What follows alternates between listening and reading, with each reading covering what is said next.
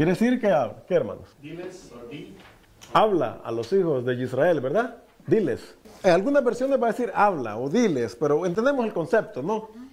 Cuando el padre le dio carta de divorcio a las 10 tribus del norte, a Israel, les dijo de antemano las cosas que iban a sufrir a las naciones donde iban a ir. Y les dijo cómo se iban a comportar y les dijo cómo iban a hablar. Y créanme que parte de eso que el Padre está poniendo sobre el pueblo de Israel, las tribus del norte, no fue solamente sobre Israel, no fue solamente sobre la casa de Efraín.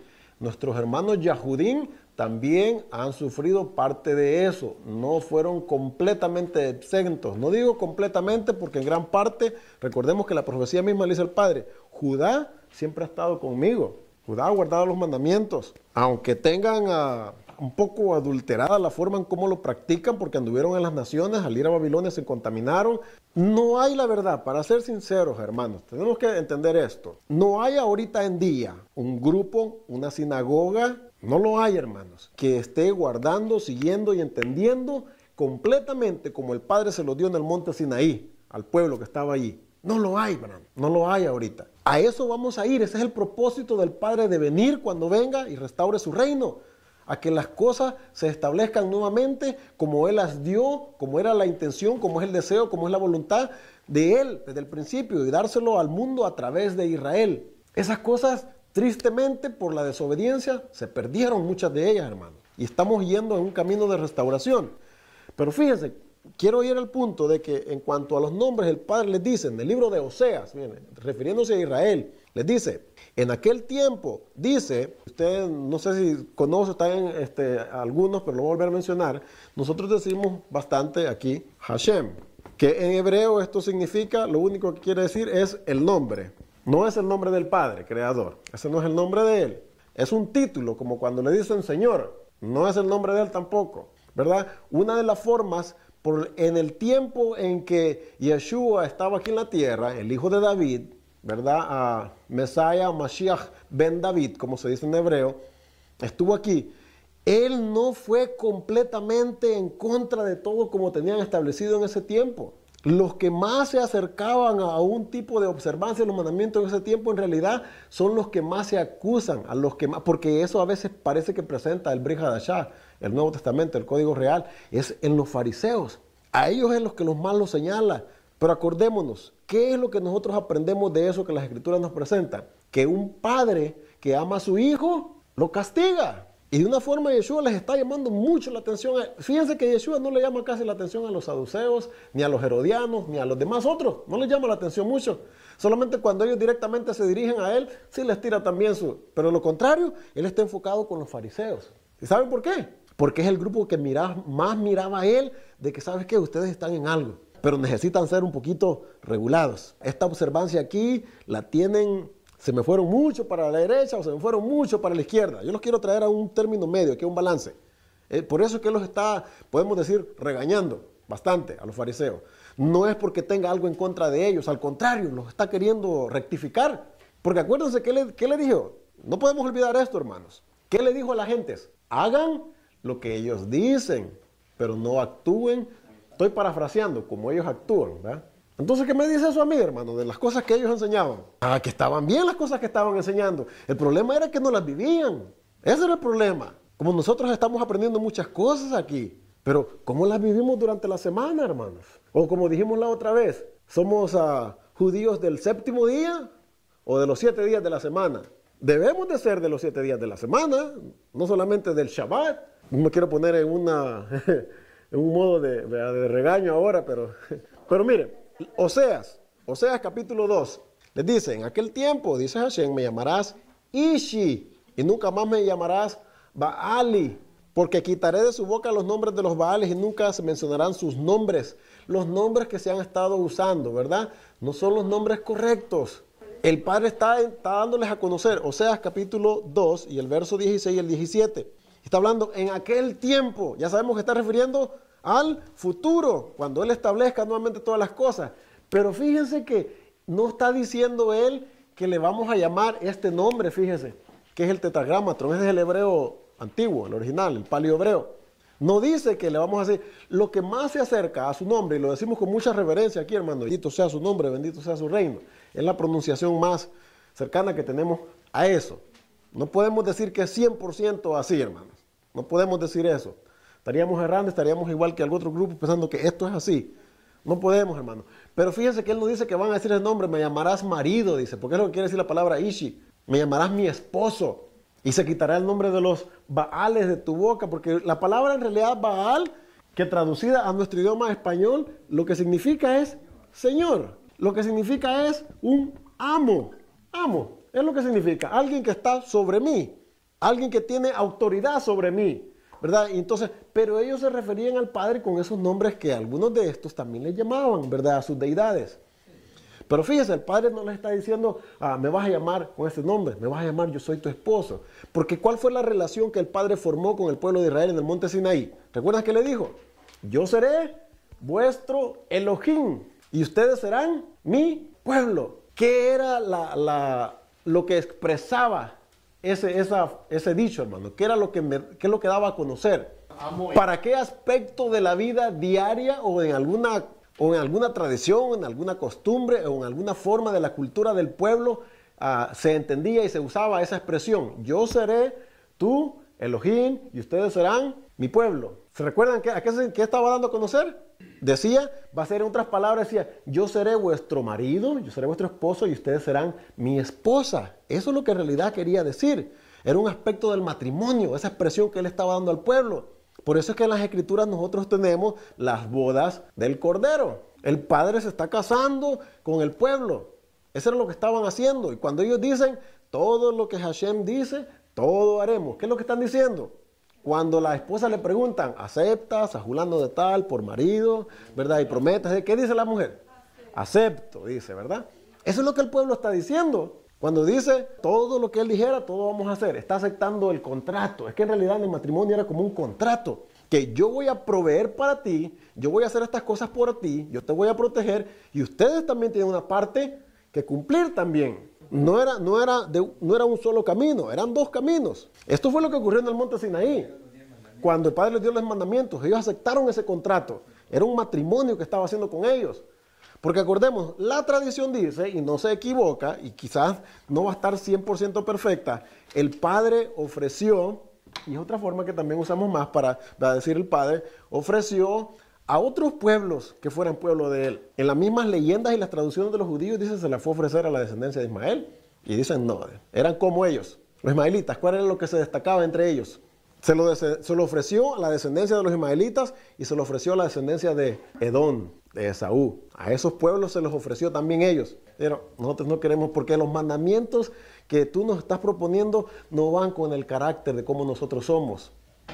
Los edomitas, la descendencia de Esaú, tenían rencor contra su hermano, la descendencia de Jacob. Los ismaelitas, ¿qué? Envidia también y rencor porque se les quitó a ellos, según ellos, lo que era de ellos. Decía, era para nuestro padre Ismael, no era para Isaac, porque él fue el primero, en realidad dice, él fue el primogénito, porque así fue el primero que nació, pero no de acuerdo al plan que el padre tenía, pero sí era un primogénito. Entonces, eso es lo que ellos reclaman. Entonces, el padre le ofreció a estos dos pueblos, ¿verdad? ¿Quieren hacer esto? No nos interesa. Se lo ofreció al pueblo de Israel, ¿quieren? Todo lo que él haga vamos a hacer, dijeron. No sabían lo que estaban metiendo, ¿verdad? Que pensaban que era fácil. Pero bueno, el padre le está diciendo a ellos, en aquel tiempo ya no me van a llamar así. Pero ya llegó ese tiempo, hermanos. Todavía no ha llegado, ¿verdad? Estamos en un camino de restauración. Y es por eso que quizás, porque miren, yo he compartido esto con ustedes, hermanos. Se van a acordar. Nuestros idiomas están adulterados. El español, el inglés es el más adulterado de todos. Es una formación de muchos otros idiomas alrededor del mundo. El español también no es la excepción, ni ningún otro idioma. Pero fíjense, algo que me llamó la atención, y lo voy a compartir solamente para que ustedes mediten en esto. No es para que lo miren como un punto de que cuál está bien y cuál está mal. En el libro de Génesis, el hermano mencionó temprano de que cuando fue la Torre de Babel, fue cuando se dividieron los idiomas, ¿verdad? Dice, tenía entonces toda la tierra una sola lengua y unas mismas palabras, pero yo me encuentro con problemas cuando me regreso atrás y veo dónde, hermanos, ahí mismo, un capítulo anterior, hermano. Sí, ¿cómo dice ahí, hermanos? ¿Lo tienen? Mire, ahí donde dice, en Génesis 11, dice que la tierra tenía una sola lengua, en Génesis capítulo 11 y versículo 2. No, en el verso 1. Tenía entonces toda la tierra una sola lengua y unas mismas palabras. ¿Ok? Pero si nos vamos un poquito más atrás, en el capítulo 10, en el verso 20, dice, mire, estos son los hijos de Cam por sus familias, por sus lenguas, en sus tierras y en sus naciones. Y anteriormente está mencionando a los jebuseos, a araceos, todos los esos. Y aquí me está diciendo a mí que todos ellos tenían su propia lengua. Entonces hay un poquito ahí, ¿no? De que lo podríamos contender. Bueno, aquí me está diciendo de que cada gente, y aquí me está diciendo que tenía una sola. Entonces, ¿cómo está eso? Recordemos una cosa, no podemos olvidar un principio, hermano. Hay veces que cuando las escrituras dicen la tierra, no se está refiriendo a la Adamá, que sería todo el mundo. Cuando dice la tierra, se refiere a una tierra específica, a una región. Se refiere solamente a la tierra de Israel. En muchas de las ocasiones, cuando dice la tierra, se refiere a la tierra de Israel. No está tomando en cuenta a las demás. Porque el Padre, cuando habla de su tierra o de la Erez, es más, esta palabra, que es Erez, que lo miramos en el canto, que estamos cantando hace poco, esta es una palabra que lo primero que viene a la mente que entiende el hebreo judía es la tierra de Israel. Erez. Eso es lo que quiere decir. Erez. Para decir toda la tierra, todo el mundo, es Adamá. Esa es la palabra. Son dos palabras diferentes, no son la misma cosa.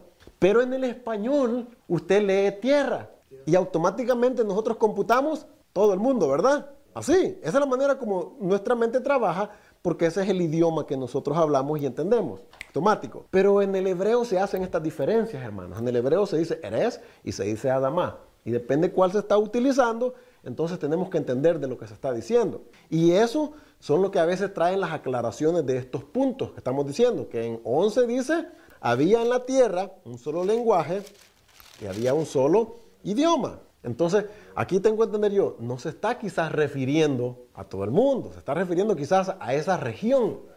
Porque un capítulo antes me está diciendo que todos estos descendientes de Cam tenían diferentes lenguajes. No, porque aquí se está refiriendo a otra región. ¿Sí me entiende? En el capítulo 11 dice, tenía entonces toda la tierra. ¿Cuál será toda la tierra? Porque aquí un capítulo antes me está diciendo que los descendientes de Semicam tenían cada quien sus diferentes lenguajes. Entonces aquí en el 11 no se puede estar refiriendo a toda la Adamá. Se puede estar refiriendo a una... Si no, las escrituras se están contradiciendo, hermano. Le han agregado, le han puesto, sí. Entonces, ¿cuál es nuestra posible solución a ese problema? ¿A qué tenemos que ir nosotros entonces? ¿A qué tenemos que volver? ¿O a qué tenemos que acudir? Hay esas herramientas ahora en día, hermano. A un diccionario hebreo. Porque las escrituras que tenemos ahorita en día nosotros, lo que se conoce en el judaísmo como el Tanaj, lo que malmente la gente le dice el Antiguo Testamento, porque digan, son las escrituras. Y dicho sea de paso, ya que estamos hablando de algunas palabras, hermano, debemos de tratar, aunque vamos a seguir mencionando palabras inapropiadas, de ir reconociendo que es que muchas de las veces nuestros hermanos le dicen Torah a todos los 66 libros. Y los 66 libros no son Torah, solo son 5 libros los que son Torah. Nosotros ya sabemos eso, pero aún cometemos el error, decimos la Torah dice, cuando leemos a Ezequiel, cuando leemos a Jeremías, o aún a veces cuando se lee el Brit Hadashah, nada que ver con Torah, hermanos, nada que ver con Torah. Entonces, hay otra palabra, que decimos la Biblia.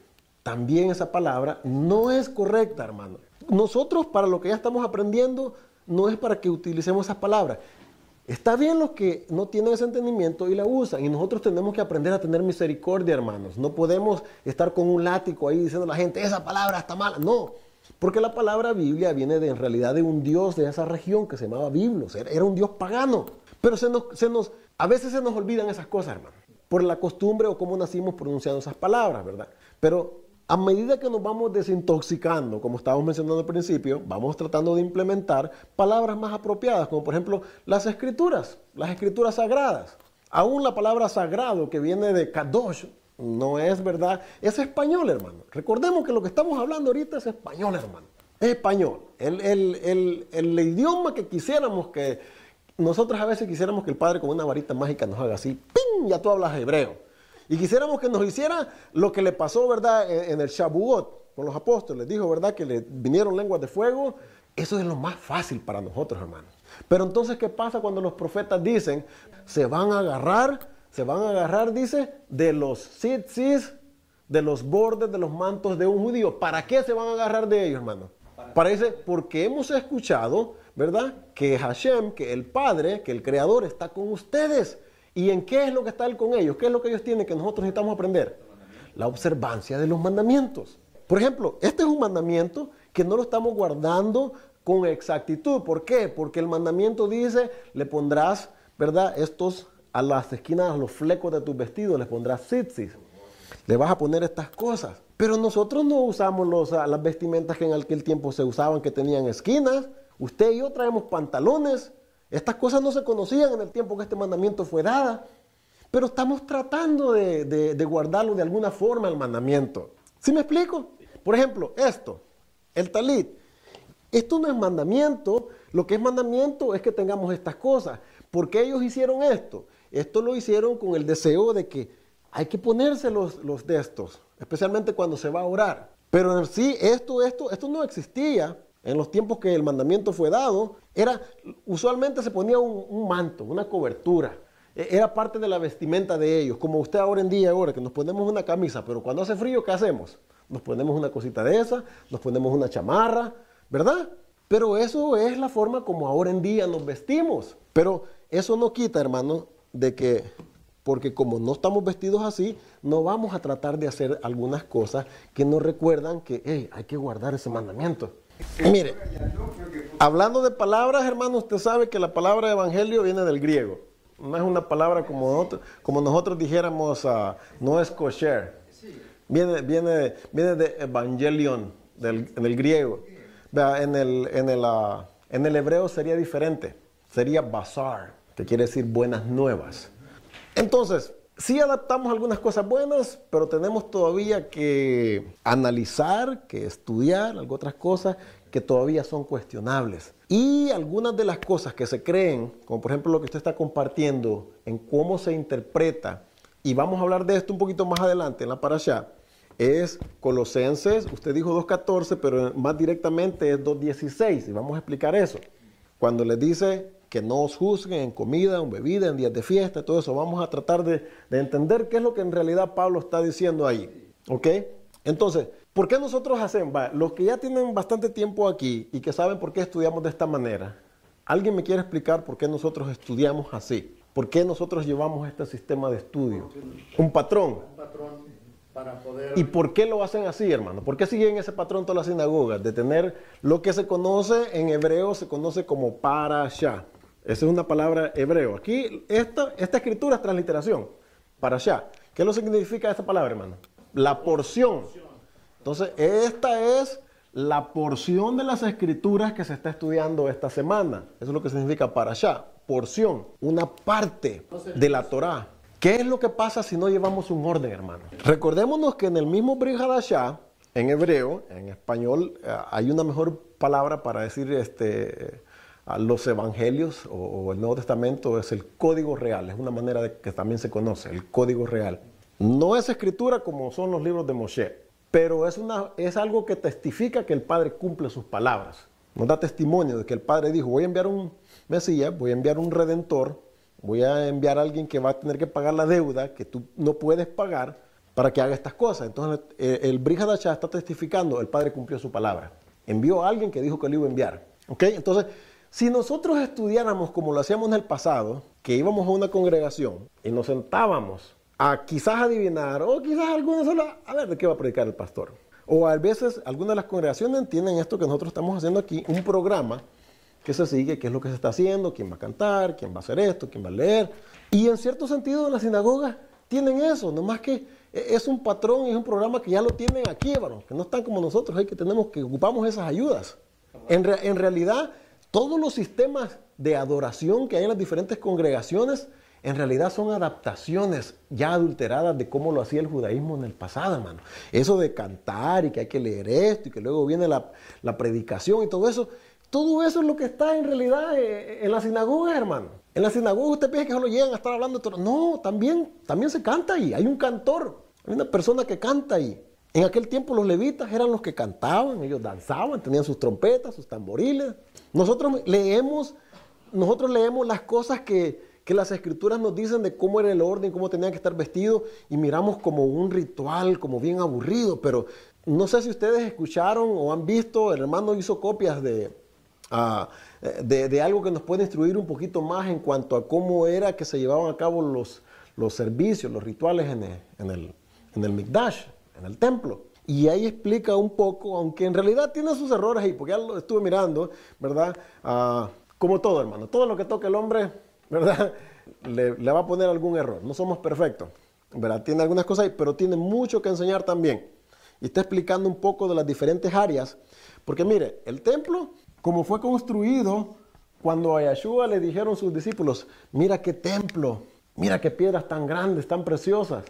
No se estaba refiriendo al puro santuario, que era el lugar santo y el lugar santísimo. No se estaba refiriendo a eso, eso ni siquiera se miraba de afuera. El templo estaba rodeado de atrios. Afuera, los atrios para las mujeres, los atrios para los gentiles, el lugar para donde los levitas ponían la leña, para donde los levitas hacían otras cosas, donde estudiaban. Era un montón de lugares. Cuando se dice que Yeshua vino a tumbarle las mesas a los cambistas, ustedes piensan que él entró aquí, porque nosotros dice entró al templo, ¿verdad? Y eso es lo que se lee ahí.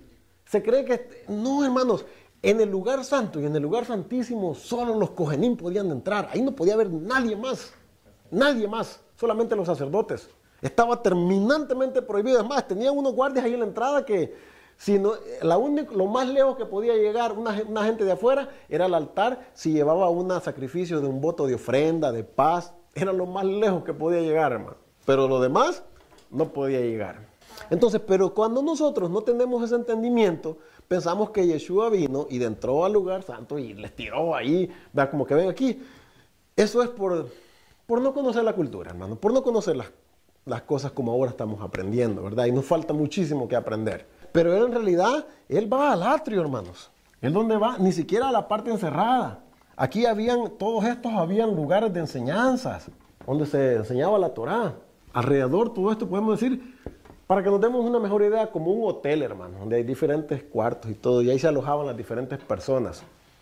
Había de seguro por aquí algún lugar donde era la área donde tenían las ovejas para vender, para los sacrificios, porque acuérdense que la Torá decía que si la persona vivía muy lejos, ¿cómo iba a venir con tal animalito allá por el desierto, verdad? De una tierra lejana. Cuando llegara a ofrecerlo, ¿qué iba a pasar con el animal? ¿Qué es lo que decía la Torá? ¿Cómo tenía que ser el animal? Decía, tenía que ser sano. Perfecto, sano. Un animal que viniera todo cansado, con sed y todo. ¿Cree que iba a ser una buena ofrenda? Es como, ¿cómo se le haría a usted que le regalen un ramo de rosas con las rosas así todas marchitadas, todas caídas para abajo? ¿Las ofrecería usted? Y yo no quiero eso, ¿verdad? Tienen que ser fresquecitas, que se miren, que se aprecien. Entonces se acepta de buena forma, ¿verdad? Aquel regalo, aquel obsequio.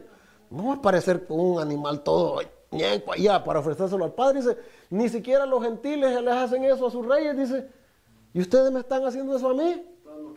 Entonces, ese era uno de los motivos por los cuales afuera había un lugar donde se podía proveer eso para los que viajaban de lejos.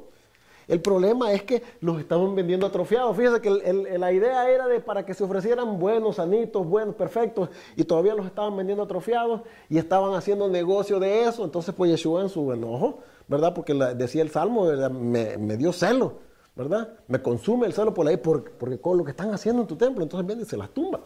Pero esto pasa afuera, hermano, no pasa allá adentro. Entonces tenemos que aprender que cuando leemos nosotros las cosas, la única manera de aprender a saber esto, hermano, es cuando hacemos esto semana con semana, estudiando la parashá así. De otra manera, ¿qué es lo que pasa? Seguimos creyendo lo que nos enseñaron desde pequeñitos. Y está bien hasta cierto punto. Porque miren, yo les puedo decir una cosa, hermano, y he hablado de esto. Y Pablo dice que el que murió sin Torá va a ser juzgado. Y el que murió con Torá va a ser juzgado. ¿Qué es lo que me dice eso a mí? Que el Padre es justo, que el Padre no me puede juzgar a mí por algo que yo nunca supe, pero sí me puede juzgar porque Él en toda creación puso un sentir del bien y el mal, y aunque yo no conozca, digamos, al detalle la Torá, porque no fui criado en esas cosas, pero sí en mí hay una tendencia en que sabe escoger que esto es malo y que esto es bueno. Y el Padre me va a decir, ¿cuál escogiste? ¿Lo bueno o lo malo? Pero que todos van a ser juzgados, van a ser juzgados.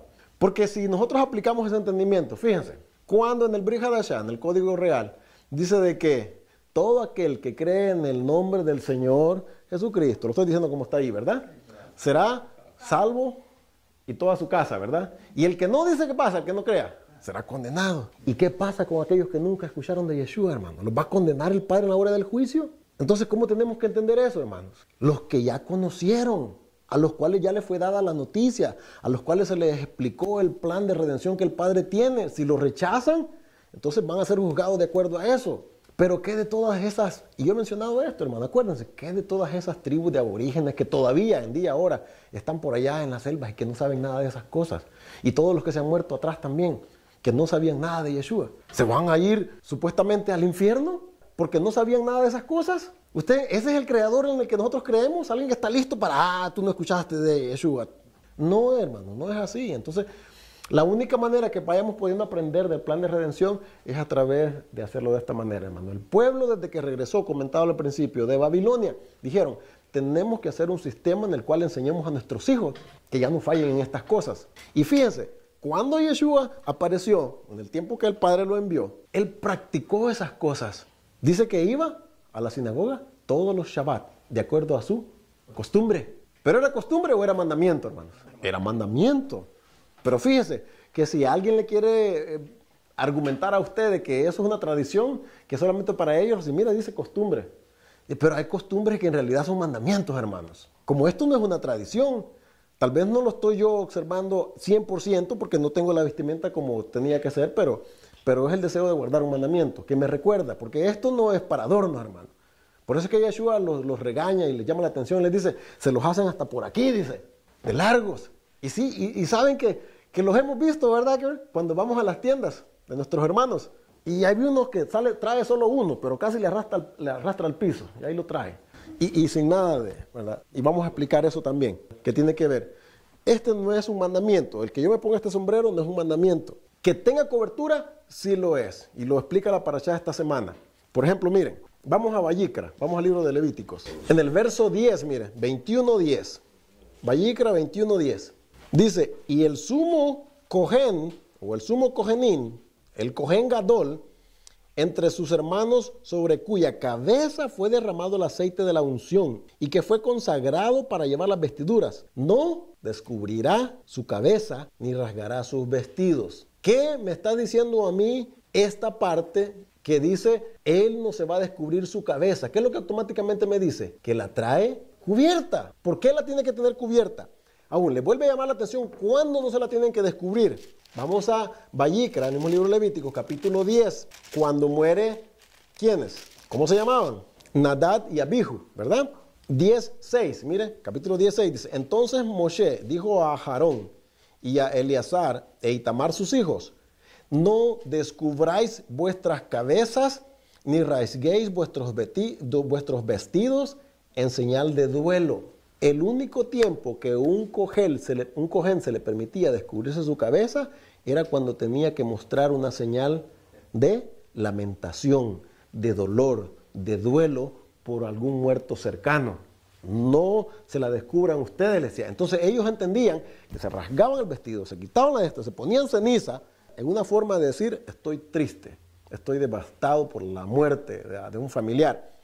Ahora, ¿de cuándo ellos aprendieron o el Padre les enseñó que tenían que hacer esto? Que tenían que cubrirse la cabeza. ¿Cuándo? Éxodo capítulo 28, verso 40. Éxodo capítulo 28. Le está dando el Padre las cosas o las vestimentas que los Cohen tenían. Acuérdense, en el libro de Éxodo, cuando el Padre le dice a Moshe, vas a hacer las cosas de acuerdo al modelo que te mostré. Vas a hacer un santuario, le vas a poner esto, lo vas a dividir, vas a hacer el lugar santo, vas a hacer el lugar santísimo, y le da la lista de todos los utensilios que se tienen que poner dentro, ¿verdad? El candelabro, la mesa, el incensario y todas las cosas que ustedes ya conocen, ¿ok? Pero también el que va a entrar ahí a oficiar o a llevar a cabo el ritual, también tiene que ir de esta forma. Y va a ser, los sacerdotes, los cojenes regulares se van a vestir así. Y el Cohen Gadol, conocido en español como sumo sacerdote, estas son las vestiduras que va a llevar. Dice, verso 40, 28:40, dice, y para los hijos de Aarón harás túnicas, también les harás cintos y les harás tiaras para honra y hermosura. Okay. La palabra tiaras quizás no me dice mucho a mí en español, no me dice mucho, si no estoy acostumbrado, pero cuando usted va al hebreo, es turbante. Hay algunas versiones que quizás lo han traducido mejor. Esta que tengo yo dice tiaras, pero qué bueno que esa dice turbantes para que entendamos. En realidad, lo más apropiado para que nosotros trajéramos cubierta nuestra cabeza sería traer un turbante, hermanos. Pero, ¿cómo se va a ver usted y yo si nos ponemos un turbante? ¿En estos tiempos? No, como un hindú no, los hindúes no. ¿Cómo se vendría?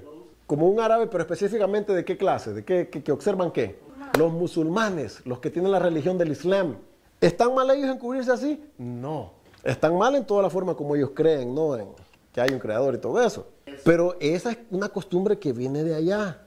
Porque miren, en realidad, nosotros casi no entendemos eso porque a nosotros se nos enseñó que cuando estábamos en las iglesias, de entrar a una congregación y destaparnos y entrar con un sombrero, con una gorra, era falta de respeto al Padre. Pero aquí las escrituras en la Torá me están diciendo a mí lo contrario, me están diciendo que los sacerdotes, que los cojenes, tenían que traer su cabeza cubierta. Recordémonos, son dos culturas diferentes. La cultura del Medio Oriente y lo que aquí nos han enseñado con las culturas que nacimos. Eso es lo que estamos hablando, eso es lo que estamos aprendiendo. Ok, otra vez más, vamos, otra vez, muy buena pregunta, excelente pregunta, ¿ok? Pero vamos a hablar otra nuevamente. ¿Qué era lo que el cojén representaba, hermanos? Representaba al pueblo, ¿verdad? Recordemos en el servicio de Yom Kippur, en el día de, mal traducido, expiación, en el día de las coberturas, se puede decir también. ¿Qué era lo que hacía el cojén gadol cuando entraba a aquel lugar? Por los de él primero y después, ¿por qué las dos partes, el cojén gadol y el pueblo afuera, estaban temblando, estaban con temor? ¿Cuál era una de las razones por las cuales ellos tenían temor en ese día de servicio? ¿Por qué podía ser una de las razones que el Padre no los perdonara? ¿Por qué?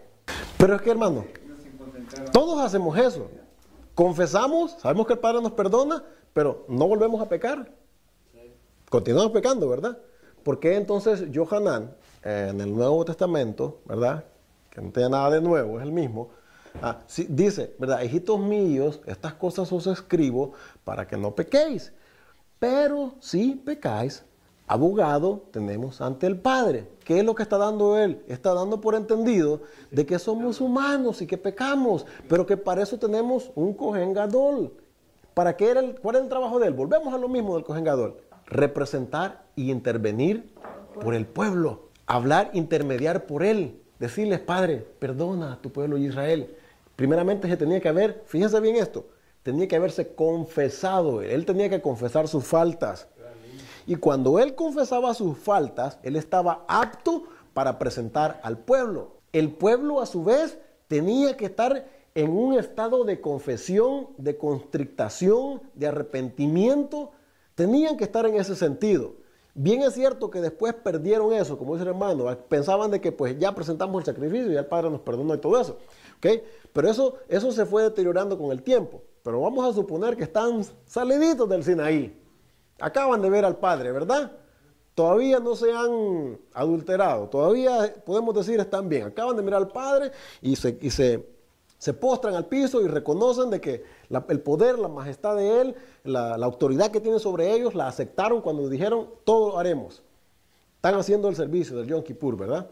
Entonces, la razón que ellos están con miedo afuera del pueblo, y también el sumo sacerdote que está con miedo, es porque el sumo sacerdote pensaba, si el pueblo, hay alguien en el pueblo que no ha confesado su pecado, ¿qué es lo que iba a pasar con el sumo sacerdote? Y ahora, si el pueblo sí lo confesaba, pero el sumo sacerdote no había confesado los de él, ¿qué también pasaba? Se quedaba el pueblo sin intermediario. Entonces por eso los dos estaban así, hermano. Porque en realidad no sabían. Porque había que confesar las cosas que había de adentro del corazón también.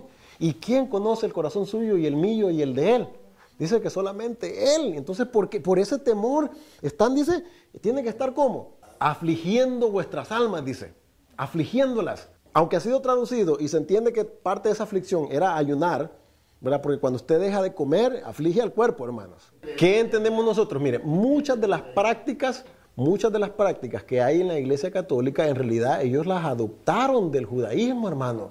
Cuando el sacerdote viene con el incensario haciendo esto, eso era lo que hacían los sacerdotes en el Antiguo Testamento y en el servicio del templo, hermano. Eso no es invención de ellos.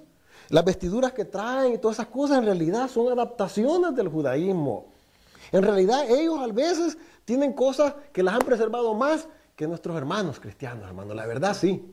Y se fija, ellos andan cubiertos su cabeza, pero mire, volviendo a lo de la cobertura, Éxodo 29, y lo vamos a dejar ya ahí esto, pero yo sé que podemos hablar un poquito más de eso, solamente es parte de la parashá. Dice 29:4, voy a empezar a leer, Éxodo 29:4. Y llevarás a Aarón y a sus hijos la puerta del tabernáculo de reunión y los lavarás con agua. Los vas a bautizar en otras palabras, ¿verdad? Para que entendamos. Y tomarás las vestiduras y vestirás a Aarón la túnica, el manto del efod y el pectoral, y le ceñirás con el cinto del efod. Y pondrás, ¿qué dice ahí? La mitra, ¿sobre qué? Sobre su cabeza. Y sobre la mitra pondrás la diadema santa. Quiere decir que traía una cobertura, una mitra, que es lo que sería un turbante, lo que sea. Pero mire, cuando usted agarra la palabra del hebreo, lo que quiere decir es un little heel, dice. Es como un headdress, ¿verdad? Algo que cubre, que adorna la cabeza. Porque fíjese, ¿para qué dice que era? Para hermosura. Y hemos hablado de esto. No era para hermosura en realidad del Cohen, era para hermosura del Padre, porque lo estaba representando. Recordemos, el sumo sacerdote, el Cohen Gadol, estaba representando al Padre delante del pueblo. Es que mire, en un proceso de mediación, ¿qué es lo que hace? Yo hablo contigo, ¿verdad? Y tú me dices, diles esto, y va y les dice aquello.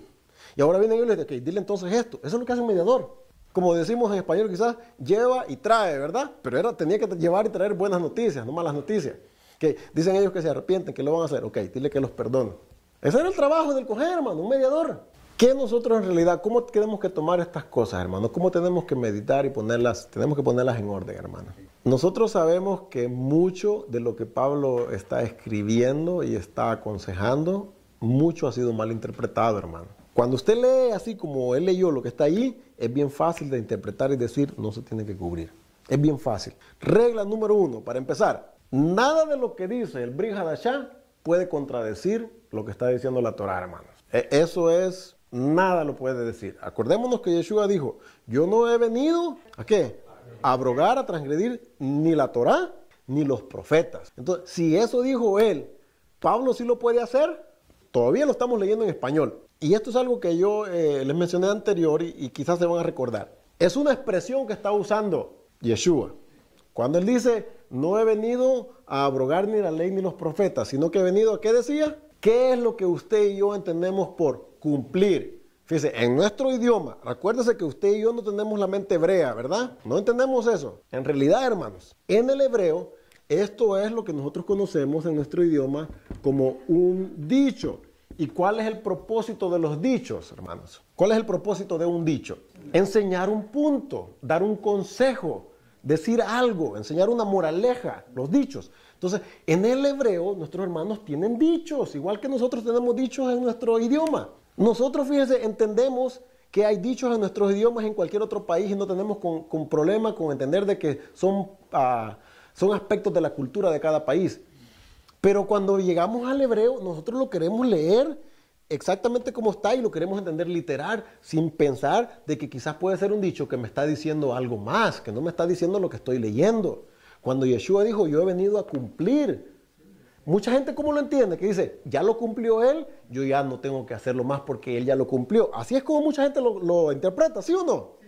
¿Qué? Ya no lo tengo. Entonces quiere decir que ahora yo tengo que transgredir mandamientos porque ya él los cumplió. ¿Verdad que no? Entonces él está usando una expresión, hermano. Él está diciendo un dicho.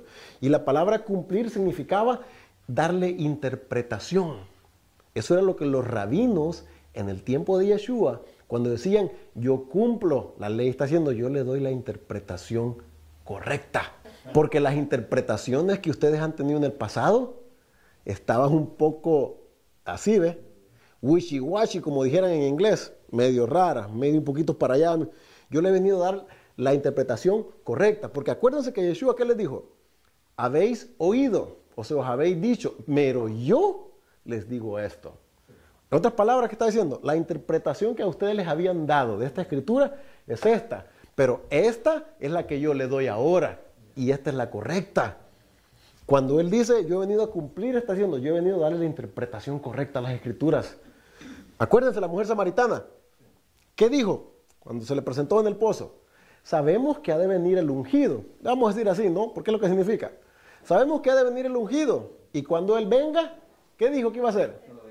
Nos va a decir todas las cosas. ¿Qué es lo que ellos esperaban? que él iba a traer la interpretación correcta de las escrituras, porque entre ellos había debate, entre todos los grupos de ellos había, que los fariseos esto, los saduceos esto, otro, todos. Y no es lo que existe ahora en día, hermanos. Entonces, ¿qué tenemos que hacer nosotros? No es fácil, hermanos, pero no es imposible. Hay herramientas, yo se los he venido martillando, hay herramientas, pero somos bien flojos, hermanos, somos bien flojos para buscar esas cosas. Y nos gusta que nos den la comida servidita aquí, así como a mí me gusta cuando ella... Y a veces se me queda mirando y me dice, ahí está, levántate, me dice. Y a veces digo yo, tienes razón, y me levanto a agarrar, ¿no? Pero así nos gusta que nos atiendan, hermano. No nos gusta hacer nada. Y entonces, en cuanto a las escrituras, no hacemos mejor nosotros, hacemos lo mismo. Se puede hacer al tiempo, mire. En las congregaciones esto es lo que hemos hecho toda la vida. Amén, hermano. Amén, hermano. Y hay veces decimos amén a cosas que ni entendemos, hermanos. Sí. No, hermano, dice el pastor, a eso no le diga amén, dice. Tal vez estaba durmiendo. Amén, dice. Es la verdad, hermanos. Entonces, ¿pero qué queremos hacer ahora en día? Ya no, hermanos. Vayan, busquen. Yo les he dicho, no me crean a mí. Estudien, ya es tiempo. Ya es tiempo que estudiemos, hermanos. Estamos, la verdad, mal acostumbrados. Entonces, todo lo que yo les presente, vayan y averigüen, lo busquen y vean. Si yo estoy mal, enséñame. Mira, hermano, no estás mal. Aquí en la cultura de ellos era esto. Pero tenemos que aprender que la cultura nos enseña mucho, hermanos. Y no esperemos que la cultura nuestra podemos entender la manera con nuestros ojos como ellos miraban las cosas. No. Entonces, volviendo a lo de Pablo, hermano, muchas cosas han sido mal interpretadas de lo que Pablo dijo, hermano. Muchas cosas. Él dijo, las cosas que dice Pablo, dice, no son nada fáciles de entender, dice. Que los que no son estudiados y los que no saben estas cosas, dice, las tuercen para su propia perdición. Si Pedro decía que las cosas que decía Pablo eran difíciles, que él anduvo con el ungido, ¿cuánto más para nosotros ahora, traducido al español, en nuestros días, con un montón de tradiciones extrañas y raras a aquella cultura? Entonces, ¿podemos estar seguros de que lo que estamos leyendo, lo que Pablo está diciendo, es así como lo está diciendo, así como lo estoy leyendo? No podríamos decir eso, hermano. No podríamos decir eso. Hay cosas que nosotros no sabemos que están pasando ahí. Recordemos que cuando Pablo está escribiendo estas cartas a estos grupos, él no puede estar dando escritura. Las escrituras ya están dadas. Son consejos y él no puede contradecir nunca. Mire, vamos al libro de los Hechos. Mire lo que él está diciendo. El último capítulo del libro de los Hechos. Mire, capítulo 28, el verso 17. Dice, aconteció que 3 días después Pablo convocó a los principales de los judíos, a los cuales, luego que estuvieron reunidos, les dijo, yo, varones hermanos, no habiendo hecho nada, escuchen lo que está diciendo ahí, nada contra el pueblo, ni contra las costumbres de nuestros padres, he sido entregado preso desde Jerusalén en manos de los romanos. 26, 22 dice, pero habiendo obtenido, váyanse una hoja más atrás, hermanos, pero habiendo obtenido auxilio de Elohim, persevero hasta el día de hoy, dice. ¿Estamos ahí o lo espero, hermano? Pero habiendo obtenido auxilio de Elohim, persevero hasta el día de hoy, dando testimonio a pequeños y grandes.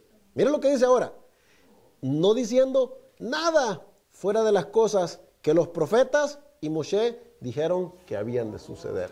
Entonces, espérenme, no he terminado, vamos a seguir. Capítulo 24, el mismo libro, estamos en Hechos, ¿ok? Hechos ahora 24, 14. Pero esto te confieso, ¿okay? Que según el camino, y eso es un estudio en sí mismo, hermano, esto de explicar qué es lo que significa el camino. Eso, que ellos llaman herejía, así sirvo al Elohim de mis padres, dice. Miren lo que dice ahora, creyendo todas, no parte, todas las cosas que en la Torá y en los profetas están escritos, teniendo esperanza en Elohim, la cual ellos también abrigan que ha de haber resurrección de los muertos, así de justos como de injustos. Y hay muchos otros porciones de lo que escribió Pablo, no vamos a decir escritura, de lo que escribió Pablo, en lo cual está diciendo, yo nunca he hecho nada en contra de las costumbres, de las tradiciones, ni de lo que Moshe dijo, ni de lo que los profetas dijeron. Entonces, esas contradecirían lo que ya Pablo está diciendo. De que no, dice, no le digo al hombre que no sé, que su cabeza afrenta. Entonces, yo tengo que ver qué es lo que está pasando ahí, hermano. En algunas de esas congregaciones estaban sucediendo problemas que usted y yo no sabemos. Y el motivo de él escribirles esas cartas es para decirles, ustedes están mal en esas cosas que están haciendo, en esas prácticas. pero nosotros no sabemos exactamente. Hay unos destellos, hay algunas cositas que sí indican lo que estaba pasando ahí, y hay algunos libros con respecto a eso, porque algunas cosas de ese tiempo todavía hay, podemos decir, hay cosas escritas, hay archivos de las costumbres y las cosas que hacían esos pueblos a los cuales Pablo estaba convirtiendo, a los corintios, a los efesios, a los colosenses, cuáles eran las cosas que ellos acostumbraban a hacer. En cuanto a cuando él les dice eso de que no se curan, que la mujer y todo eso, en realidad lo que está pasando, y ya lo he dicho antes, es de que donde ellos estaban congregando, ahí en ese mismo lugar, habían unas sectas, habían unos grupos de adoración pagana, en los cuales hacían estas cosas. El mandamiento dice de que el hombre, ya sea el hombre, no se debe rapar la cabeza. Y hablando del sacerdote, pero volvemos a lo mismo, ¿no? La pregunta que ella dijo. Eso es para el sacerdote, sí, pero el sacerdote ¿a quién representa? Representa al pueblo. ¿Sí? Entonces, ¿de qué forma tiene que estar el pueblo? Para que el sacerdote represente correctamente al pueblo, ¿cómo lo tiene que representar? De la manera como ellos son, iguales.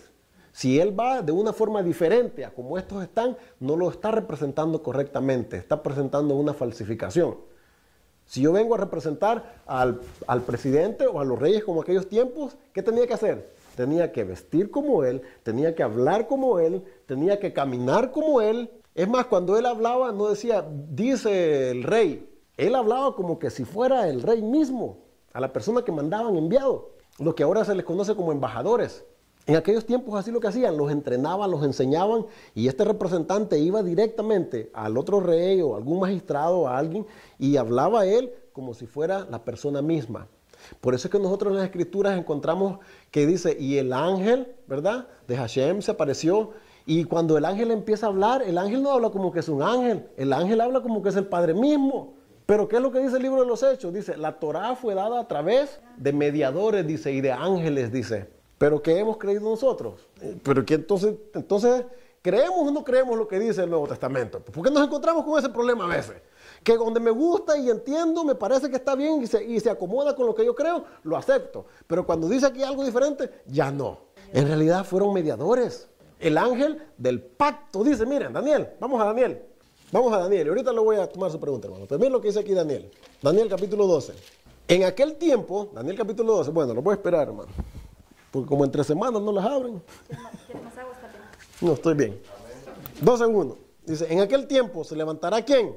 Miguel, el gran príncipe que está de parte de los hijos de tu pueblo, y será tiempo de angustia, cual nunca fue desde que hubo gente hasta entonces. Pero en aquel tiempo será libertado tu pueblo, todos los que se hayan escritos en el libro, y muchos de los que duermen en el polvo de la tierra serán despertados, unos para vida eterna y otros para vergüenza y confusión perpetua. Pero tú, Daniel, cierra las palabras y sella el libro hasta el tiempo del fin. Muchos correrán de aquí para allá y la ciencia se aumentará. Miren, en realidad, a veces, y tenemos que entender esto, hay veces que, aunque el inglés es más adulterado que el español, hay cosas que han sido mejor traducidas del hebreo al inglés, porque recordemos, la primera traducción de las escrituras antes del español fue al inglés, y fue en un inglés bien antiguo. En realidad, después fue traducida al español, y también a un español antiguo. Es lo que se conoce como la Septuaginta. Ustedes han escuchado de esa versión, ¿verdad? Que fue una traducción que hicieron ¿de dónde? Del hebreo al griego. Y luego del griego lo tradujeron al inglés. Y luego del inglés lo tradujeron al español. Y así ha venido viniendo, hermanos. Entonces, no podemos decir que todo está dicho en español y que así es como lo estoy leyendo. A veces tenemos que hacerle eso a las escrituras, hermanos, especialmente por en el idioma que las tenemos. Las podemos cuestionar. ¿Será que aquí, como decir, hermano, las han traducido hombres, verdad? Claro que sí. Y es por eso que nosotros tenemos que ir y utilizar las herramientas. ¿Cuál es la herramienta que deben utilizar? Que no es quizás perfecta, hermano. También va a tener errores, también va a tener fallas. Sí, pero para yo poder entender la Torá, yo necesito un traductor. Porque yo no leo ni entiendo hebreo, hermano. Entonces, ¿qué ocupo? ¿Cuál, hermano? El hebreo Strong. Hay un diccionario Strong. ¿Okay? El Strong tampoco es perfecto, pero es bueno, hermano. Es bueno, es aceptable. Es aceptable. Entonces, con esas cosas nosotros podemos ir a descubrir. Aquí en esta escritura no está la parte que buscaba. En una dice el ángel del pacto, porque aquí habla de este mensajero, ¿no? Malaquías capítulo 3. Miren lo que está diciendo. Bueno, lo voy a esperar. Verso 1.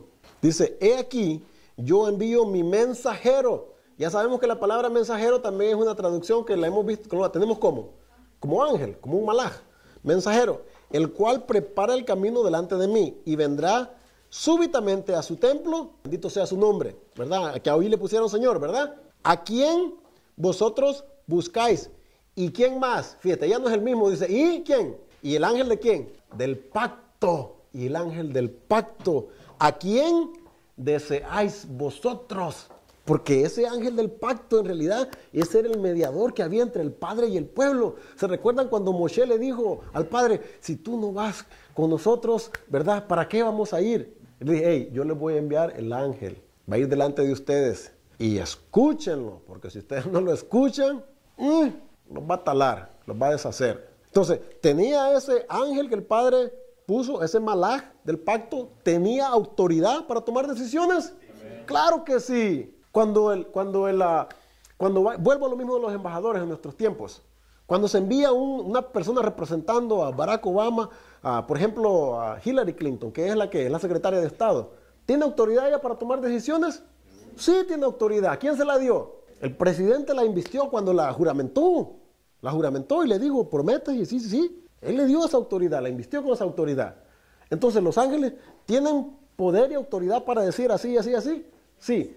Siempre y cuando esté como igual, ¿con qué? Con la Torá, con lo que el Padre estableció. Entonces, si el Padre estableció de que los cojenes aquí tenían que estar para presentarse delante de él con su cabeza cubierta, ¿tiene la autoridad Pablo para decir entonces de que ya no lo tenemos que hacer?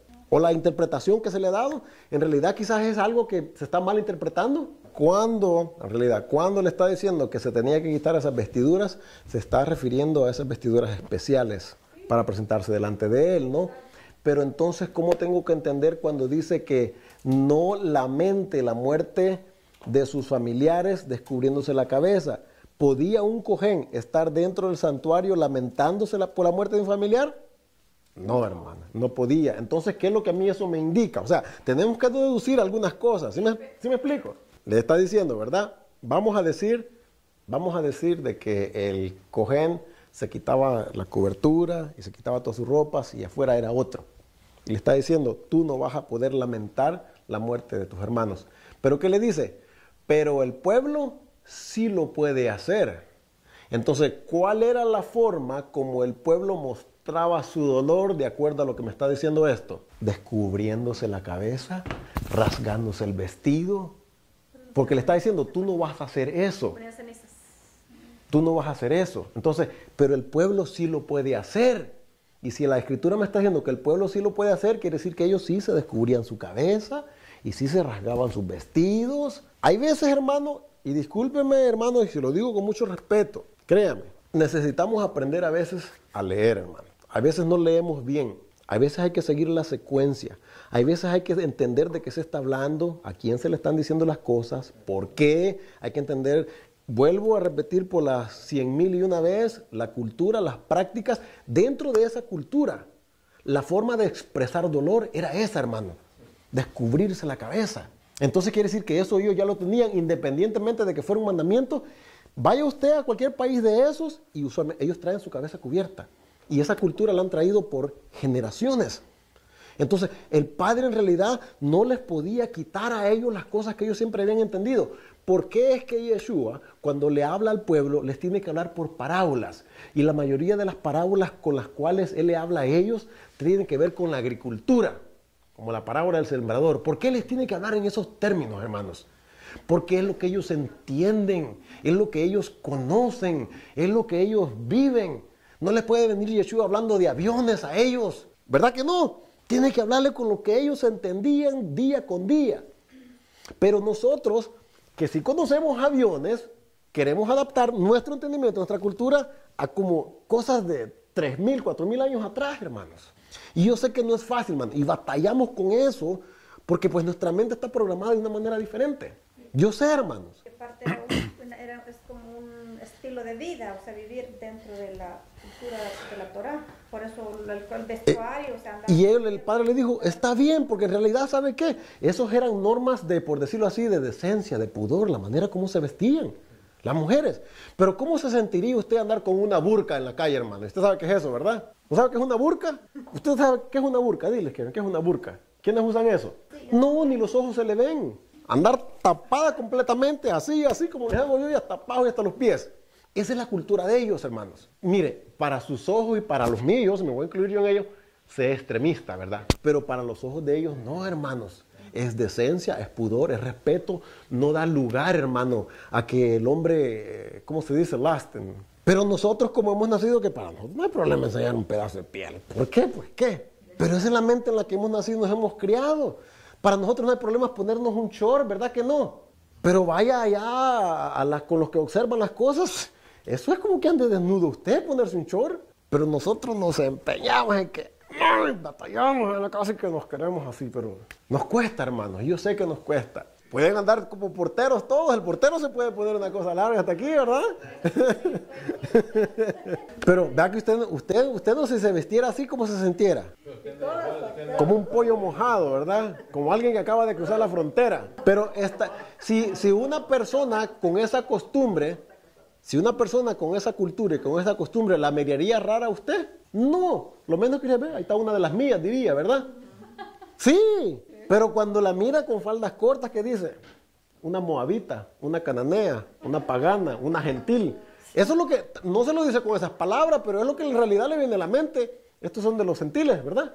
¿Están mal ellos o estamos mal nosotros, hermanos? Meditemos. Recordemos que lo que estamos siguiendo, lo que estamos aprendiendo, y lo he dicho otra vez, las 100.001 vez, las 100.002. Esto que estamos leyendo aquí, que estamos aprendiendo y que queremos abrazar en nuestros corazones, que queremos practicar y que reconocemos que es la palabra del Padre, no fue dado para los gentiles, hermanos. Fue dado para el pueblo de Israel. No fue dado para los amazónicos, mucho menos el indio amazónico ese, ¿verdad?, que anuncian ahí. No fue dado para los rusos. No fue dado para la cultura de ellos, hermanos. Entonces nosotros estamos tratando de adaptarnos y de aprender algo de una cultura para la cual nosotros es rara, es extraña, en la que no nacimos. En realidad tenemos que entender eso, hermanos. Porque una vez que entendamos eso, ya no se va a sentir raro usted andar por las calles con una cosa de estas. Sí, nosotros sabemos. ¿Cuántas veces hemos dicho esto? Gracias, hermano, por recordarme. ¿Cuántas hemos dicho veces nosotros esto? Que el Padre quiere que seamos como. Y ya sabemos qué es lo que significa eso, ¿verdad? Diferente, no igual a los demás, apartado. Pero ¿cómo nos vamos a mirar diferentes y apartados si no queremos desprendernos de la cultura de aquí, del oeste, del oriente, del medio occidente, perdón, del occidente. Gracias por corregirme, hermano. Sí, ese es el problema que tenemos, hermano. Pero ahora, volviendo a lo mismo, tenemos que tener, hermano, sumo cuidado cómo entendemos, cómo leemos, cómo comprendemos las cosas que están diciendo en español, lo que dijo Pablo. Porque si en el hebreo, cuando Pablo las dijo, Pedro decía que eran difíciles de interpretar, imagínense ahora ya traducidas al español, 3.000 y 4.000 años después. Hay mucho trabajo que hacer, hermanos. Y hablando de eso, volvamos a la Parashá, Vayikra. Ya me llevaron para allá y para acá ustedes. ¿Ah? Ok, miren lo que el Padre le está diciendo. Tratemos de entender algo, hermano. El Padre siempre está tratando de preparar al pueblo para algo que viene. Siempre lo está preparando. Desde que les dio, antes de darle la Torá en el monte Sinaí, los preparó y les dijo, mira, yo voy a descender al monte, pero antes que yo descienda, esta es la forma como ustedes tienen que estar preparados para cuando yo venga. ¿Se recuerdan, verdad, esas estipulaciones? Bañaditos, no me toquen mujer, por favor, no se me vayan a acercar al monte, y todas las cosas que ahí están. Siempre el Padre está preparando al pueblo para lo que viene, porque sería injusto de que Él llegue y los consuma, porque nosotros no sabíamos, no nos dijiste cómo teníamos que estar. Entonces Él, en su justicia, les dice, ok, yo soy kadoshísimo, para decirlo como hebreo español, ¿verdad? Soy kadoshísimo. No soy nada parecido a lo que ustedes han conocido y los dioses que ustedes han tenido antes. Soy diferente a todos esos demás Elohines que ustedes siempre han conocido. Y a mí no se me van a acercar en la manera como esos pueblos se acercan a los Elohines de ellos. La manera como se van a acercar a mí va a ser así, y va a ser así, y va a ser así. ¿Y qué es lo que viene enseñando el Padre? Viene enseñando, recordemos, las leyes de qué. ¿De qué comer? Porque comer animales que no eran aceptables para Él, lo hacían inmundo. Y en un estado de inmundicia, no se pueden acercar a mí. ¿Y después qué dice? Las leyes de inmundicia en cuanto a cómo. La mujer y el hombre. En cuanto a los fluidos del cuerpo. En cuanto a la lepra. En cuanto al nacimiento de un niño. ¿Por qué está estipulando todas esas cosas? Porque Él quiere que tengan ellos bien claro que cuando se acercan a Él no pueden venir en este estado, no pueden venir así. Ahora, imagínense, si el pueblo no puede venir así, ¿cómo tenía que venir el que iba a representar al pueblo? Por eso en la parashá de esta semana, el Padre ahora se enfoca en la casa de Aarón, que ya preparé a todo el pueblo. Y ya les dije cómo es que tienen que venir ante mi presencia para acercarse a mí. Recordemos que el propósito de construir un santuario era para que Él pudiera morar en medio de su pueblo. Pero para poder Él morar en medio de su pueblo, el pueblo también tenía que estar en una forma aceptable para Él. Y por eso les dice esto y esto y esto y esto tienen que hacer. Pero ahora, volviendo a lo mismo, se enfoca en Aarón. La parashá que dice, habla a los Cohenim, hijos de Aarón, y diles que no se contaminen por un muerto en sus pueblos. Sigue hablando de contaminación, hermano. ¿Por qué? Porque para ellos, la forma como se tienen que presentar ante mí todavía es más alta que como el pueblo tiene que estar. Porque fíjese, las personas que no eran cohenas sí se podían contaminar por un muerto. El tocar a un muerto, un familiar, no podía ir después al santuario a presentarse ante el Padre. No podía. No les está diciendo, no se lamenten, no lloren por ellos. El Padre no le está diciendo eso. Sí tienen que hacerlo. Pero a mí no vayan a venir después de que hicieron eso. Tienen que esperarse hasta que se limpien. Recordemos que no era una limpieza de piel sucia, era una limpieza ritual. Pero simbolizaba algo, hermanos. Simbolizaba algo. Ahora le está diciendo, ahora los Cohanim, los hijos de Aarón, los principios para ellos todavía son más todavía que para el pueblo. Porque ellos no se pueden contaminar con los únicos que se pueden contaminar es con ¿qué les dijo? Por madre, por padre, por un hijo